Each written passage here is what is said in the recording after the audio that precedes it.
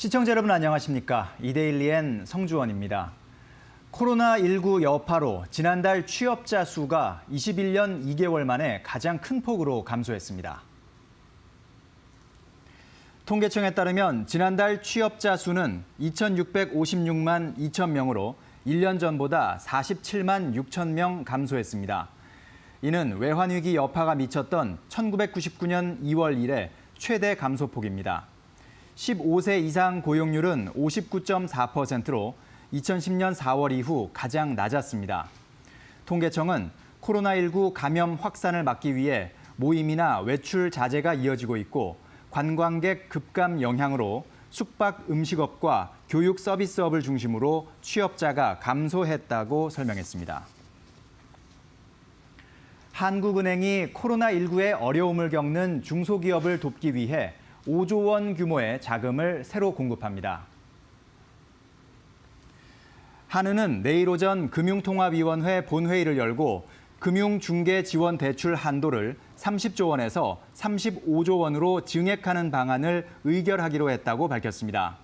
금융중개지원대출은 한은이 금융기관에 연 0.25% 초저금리로 자금을 공급해 중소기업, 자영업자를 위한 대출이 늘어나도록 유도하는 제도입니다.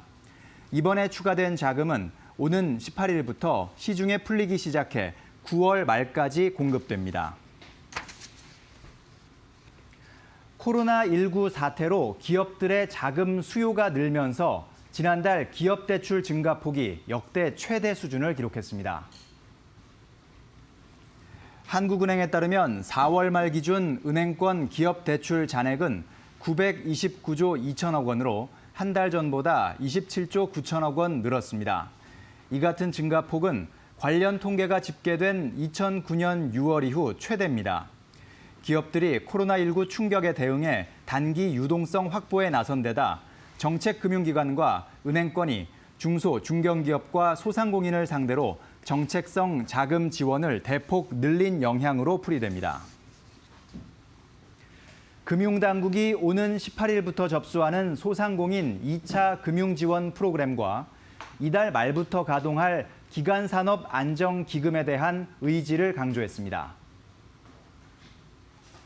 손병두 금융위원회 부위원장은 어제 서울 중구은행연합회에서 열린 금융리스크 대응반 회의에서 소상공인 2차 금융지원 프로그램의 자금 지원이 공백 없이 이루어져야 한다고 말했습니다. 특히 지방에 사는 소상공인들도 기존 거래은행에서 자금 공급을 받을 수 있도록 참여를 희망하는 지방은행으로 2차 지원 프로그램을 확대하기로 했습니다.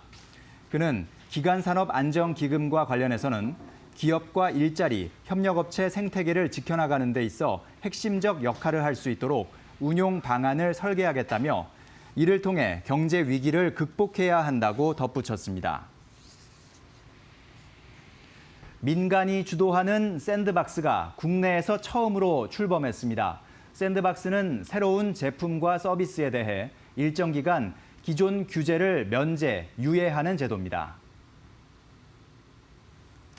대한상공회의소는 어제 서울 중구 상의회관에서 민간 샌드박스 지원센터 출범식을 열었습니다. 대한상의에 따르면 비대면 의료, 공유경제를 중심으로 과제 57건이 이미 심사를 진행 중입니다. 대한상의는 샌드박스 승인을 받은 기업에 실증 특례비 1억 2천만 원, 책임보험료 1,500만 원을 지원합니다.